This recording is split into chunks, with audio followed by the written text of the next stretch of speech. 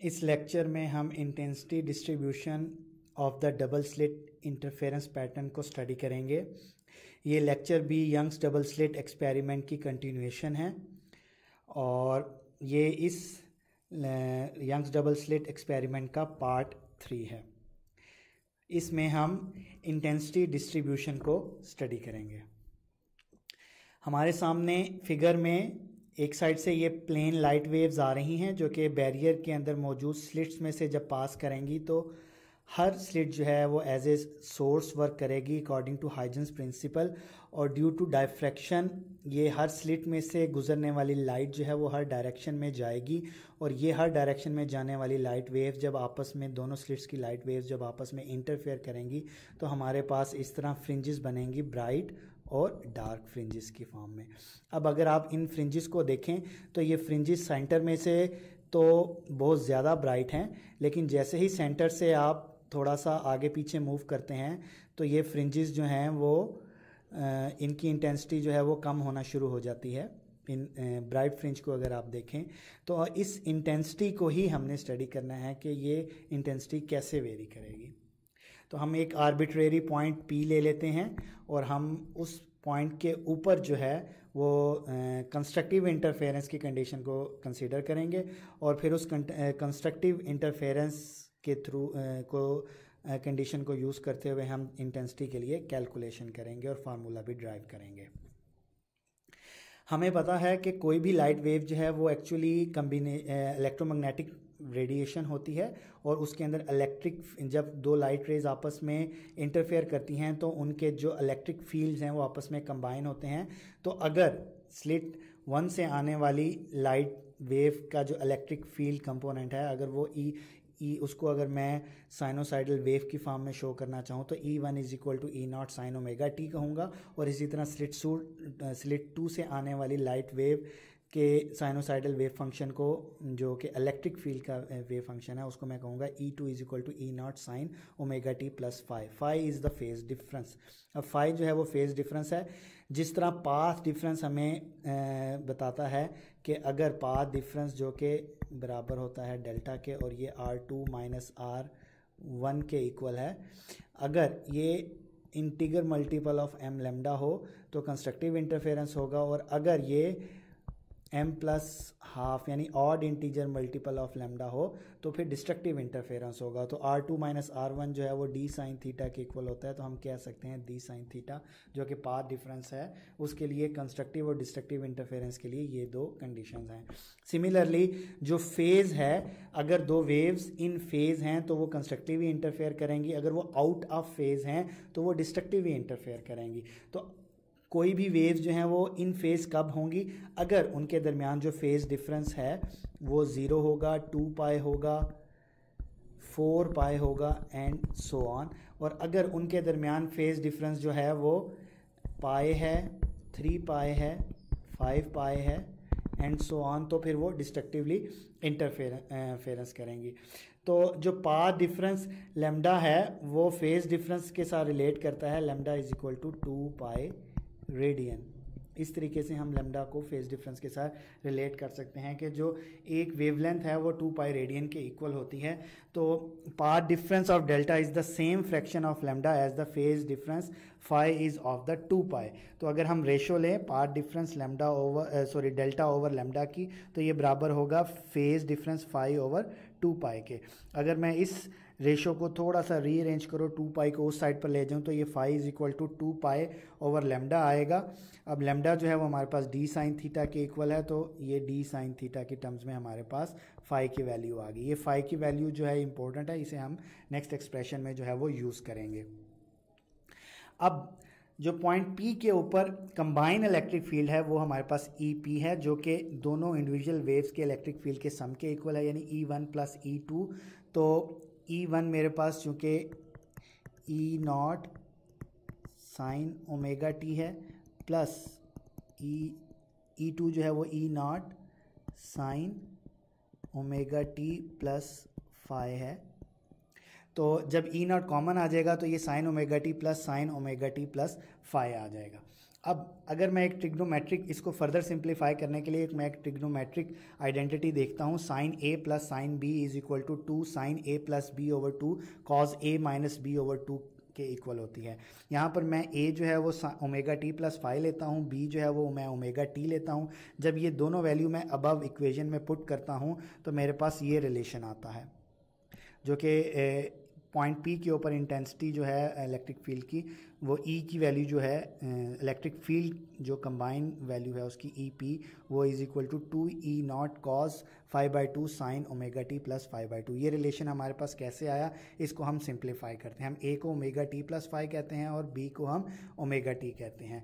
तो हमारे पास क्या फार्मूला है, 2 into sine A plus B by 2 into cos A minus B by 2।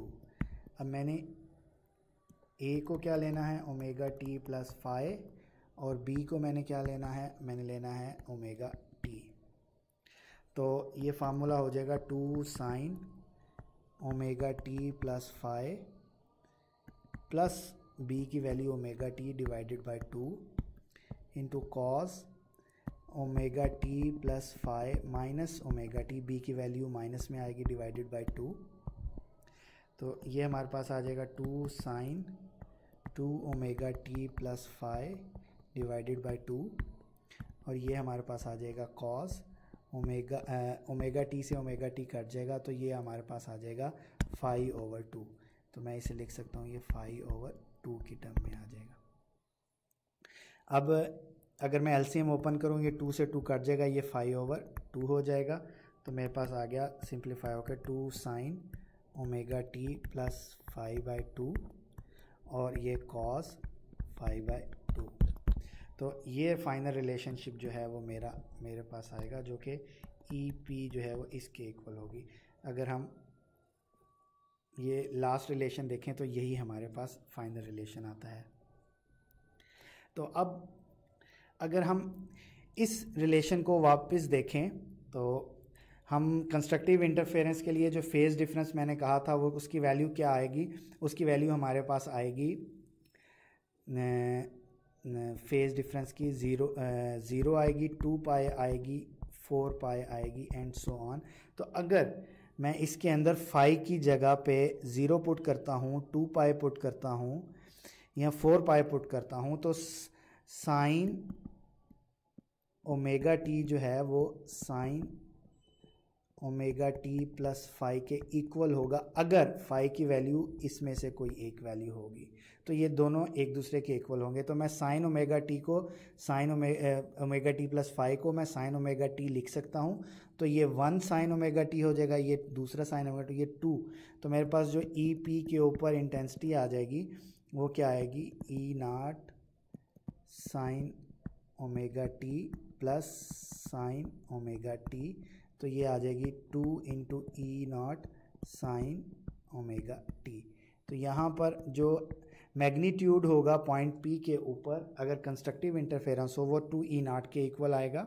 अगर फेज डिफरेंस जो है वो 0, 2 पाई, 4 पाई एंड सो ऑन। और अगर फेज डिफरेंस जो है वो पाई, 3 पाई, 5 पाई यानी ऑड मल्टीपल ऑफ पाई हो, तो वो हमारे पास किसके इक्वल आएगा। अब यहाँ पे साइन ओमेगा टी प्लस 5 अगर पाई होगा तो साइन 0 हो जाएगा। इसी तरह अगर 5 जो है वो 3 पाई होगा, अगेन साइन की वैल्यू 0 हो जाएगी। तो हमारे पास ई पी के ऊपर जो वैल्यू आएगी यानी ई पी की जो वैल्यू आएगी वो 0 के इक्वल आएगी। अब अगर आप इस इक्वेशन को देखते हैं जो कि फार्मूला है ई पी का, ये अगर आप देखें तो ये ई नॉट ये साइनोसाइडल फंक्शन है, तो ये 2 cos 5/2 का मल्टीपल है। यानी जब दो वेव्स आपस में इंटरफेयर करेंगी तो पॉइंट पी के ऊपर अगर कंस्ट्रक्टिव इंटरफेरेंस होगा तो उनका जो इलेक्ट्रिक फील्ड होगा पॉइंट पी के ऊपर वो 2 cos 5/2 टाइम्स फैक्टर का मल्टीप्लाई होके हमारे पास इलेक्ट्रिक फील्ड की वैल्यू आएगी। अब इंटेंसिटी जो होती है किसी भी पॉइंट के ऊपर वो इलेक्ट्रिक फील्ड की स्क्वायर के प्रोपोर्शनल होती है। अगर ई पी की वैल्यू हमारे पास 2 ई नॉट कॉस 5/2, ये ई पी की वैल्यू हमने अभी फाइंड आउट की थी 2 ई naught cos 5/2 sine omega T plus 5/2। तो अगर मैं इसका स्क्वायर ले लूँ तो ये 2 का स्क्वायर 4, ई नॉट का square E not square cos square into sine square, तो ये इंटेंसिटी इसके इक्वल आ जाएगी। लेकिन जो मोस्ट लाइट डिटेक्टिंग इंस्ट्रूमेंट्स होते हैं वो टाइम एवरेज जो होती है लाइट इंटेंसिटी को मेजर करते हैं, और जब टाइम एवरेज वैल्यू होगी sine square omega T plus 5 की वो 1/2 वैल्यू होगी। तो अगर मैं इसकी जगह एवरेज इंटेंसिटी को कैलकुलेट करना चाहता हूँ तो मुझे इसकी वैल्यू 1/2 पुट करनी पड़ेगी। तो ये मेरा फार्मूला जो है वो ये शेप ले लेगा। अगर इसको मैं यहाँ पर ही रीअरेंज करता हूँ तो ये फार्मूला जो होगा वो बन जाएगा 4E0 square cos square 5/2 into 1/2। अब ये 2 से ये 2 कट जाएगा तो ये फार्मूला क्या बन जाएगा further 2E0 square cos square 5/2, यानी 2E0 स्क्वायर कॉस स्क्वायर 5/2। ये हमारे पास एवरेज इंटेंसिटी की वैल्यू है। यानी अगर मैं ये एवरेज इंटेंसिटी आई कहता हूँ ये बराबर होगी 2E0 स्क्वायर कॉस स्क्वायर 5/2 के इक्वल होगी। अब कंस्ट्रक्टिव इंटरफेरेंस के लिए अगेन फेज डिफरेंस क्या होना चाहिए 0, 2 पाई और 4 पाई एंड सो ऑन। तो अगर मैं यहाँ पर कॉस की वैल्यू 5 की वैल्यू 0 पुट करूँ तो कॉस 0/2 0, कॉस 0 की वैल्यू 1 आएगी। तो मैक्सिमम इंटेंसिटी जब होगी तब मेरे पास इसकी क्या वैल्यू आएगी 2E0 स्क्वायर के इक्वल आएगी। इसी तरह अगर मैं 2 पाई पुट करूँगा तो ये अगेन कॉस स्क्वायर जो है वो 1 के इक्वल होगा। अगर 4 पाई करूँगा तो अगेन कॉस स्क्वायर 5/2 जो है वो 1 के इक्वल आएगा। तो मैक्सिमम इंटेंसिटी पे मेरे पास जो वैल्यू आ रही है वो 2E0 स्क्वायर आ रही है। तो इस ऊपर वाली इक्वेशन को मैं लिख सकता हूँ I = 2E0 स्क्वायर की जगह मैं I मैक्स लिख सकता हूँ और ये कॉस स्क्वायर 5/2। तो यहाँ से अगर मैं रेशियो ले लूँ I intensity average intensity divided by the I maximum, तो ये किसके इक्वल होगी कॉस स्क्वायर 5/2 के, इसके इक्वल होगी। तो ये हमारे पास जो है वो फाइनल रेशियो है, यानी इंटेंसिटी की रेशियो जो है। अब